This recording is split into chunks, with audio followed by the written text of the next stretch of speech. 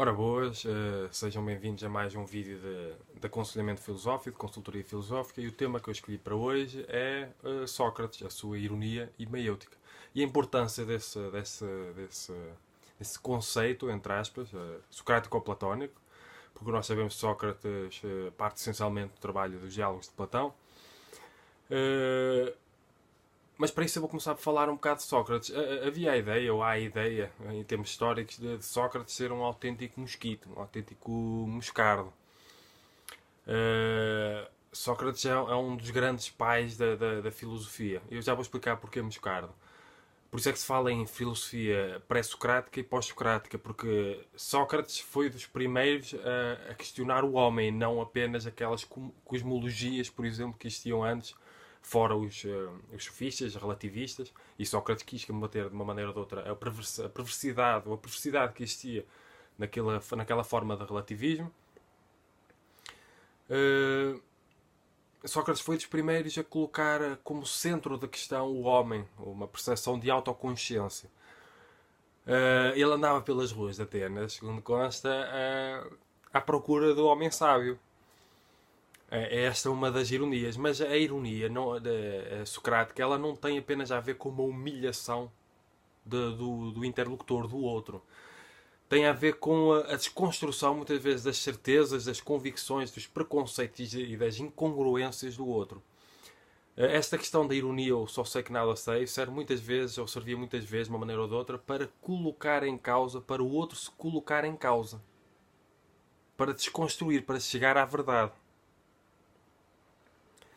Havia muito aquele relativismo, principalmente naquela democracia de Atenas, em que teria de haver minimamente um pé de igualdade para se poder fazer discursos políticos, mas Sócrates identificava muita aldrabice, muita ilusão, muitos jogos de ilusão de uma maneira ou de outra. Aquela questão da retórica também, que existia muito. E mesmo que não tivesse necessariamente colocado ou interpretado a questão das falácias, já refletia acerca das incongruências, de uma maneira ou de outra, que existia nos discursos pseudo-relativistas. Porque ele foi condenado, então, tanto relativismo, mas ele foi condenado a tomar a cicuta por questionar os deuses, por questionar as tradições, de uma maneira ou de outra. Então, esta ironia tem a ver com este só sei que nada sei socrático, tem a ver com uma desconstrução para chegar à verdade, desconstrução dos preconceitos, desconstrução das crenças, desconstrução das ideias pré-concebidas. E a maiêutica tem a ver com o quê? A maiêutica tem a ver com o conhece-te a ti mesmo, porque às vezes uma pessoa fica ou ficava, porque isto também é importante agora em termos contemporâneos. Uma pessoa reflete pouco, porque esta maiêutica é o conhece-te a ti mesmo, de uma maneira ou de outra. A importância de uma pessoa voltar para dentro e a importância de uma pessoa desconstruir e de procurar as incongruências dentro das próprias crenças que uma pessoa tem na sua consciência. Então, esta ironia maiêutica seria, claro que isto é uma forma muito sintética, a ironia, aquela célebre citação conhece a ti mesmo, ou só sei que nada sei, quer dizer, andava à procura do homem sábio. O Sócrates era um moscardo, era um mosquito, ele questionava tudo e todos, não é por acaso que ele foi condenado. Mas quis morrer pela polis, para dar o exemplo, à maneira dele. Porque ele teve ajuda para fugir, mas ele não quis fugir. E a maiêutica tem a ver com o conhece a ti mesmo. Mas esta ironia não é necessariamente para humilhar o interlocutor. Serve para desconstruir, serve para colocar em causa, serve para procurar incongruências de uma maneira ou de outra. E a maiêutica é o conhece a ti mesmo. Conhece a ti mesmo e conhecerás o universo e os deuses. A importância de uma pessoa olhar para dentro e refletir acerca das suas crenças, refletir acerca da consciência, no sentido geral.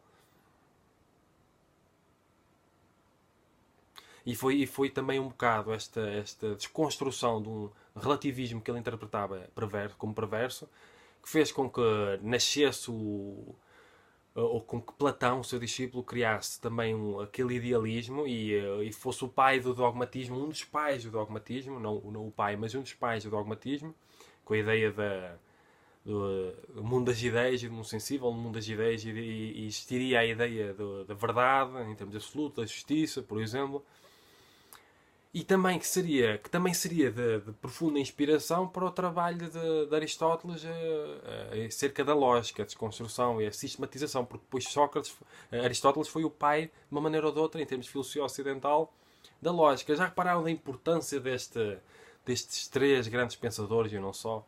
Porque os sofistas também tiveram coisas importantes para transmitir. Foram dos primeiros professores.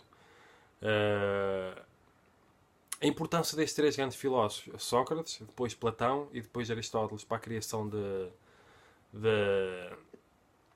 de uma data de conceitos e desconstruções filosóficas fundamentais que são importantes, pois potenciaram o desenvolvimento de filosofia em tempos posteriorísticos, mas que são muito importantes ainda hoje.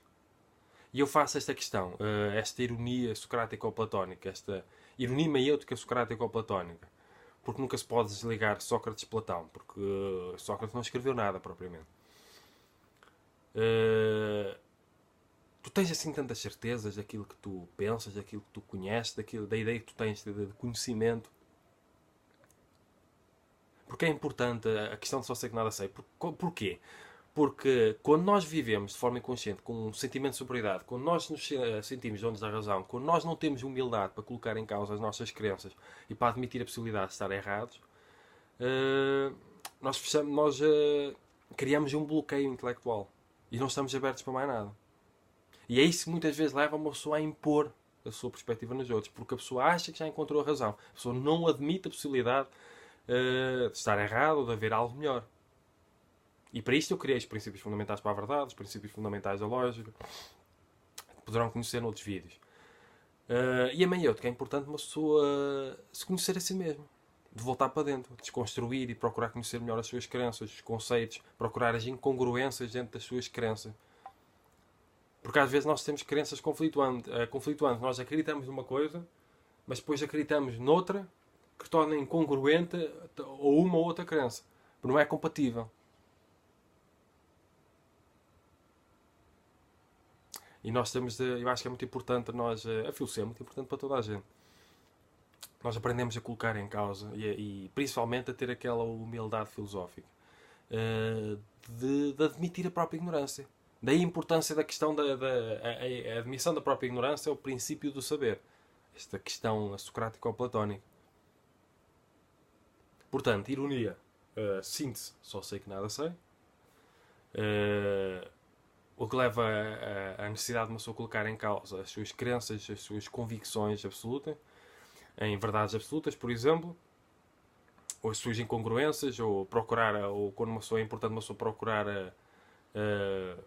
identificar, basicamente, as incongruências, aqueles conflitos dentro do sistema de crenças e o conhece a ti mesmo, que é muito importante. Porque às vezes nós vivemos o dia a dia sempre a fazer coisas, sempre a olhar para aqui, para lá, sempre a andar de um lado para o outro, hiperativos, e não paramos para refletir.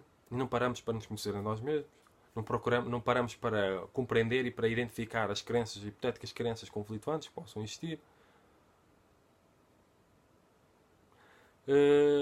E para isso fica aqui mais um pequeno vídeo de aconselhamento filosófico. Se gostarem deste vídeo ou dos meus vídeos no sentido geral, subscrevam o canal, comentem, partilhem, ponham like, porque é importante fazer crescer o canal e cumprimentos filosóficos.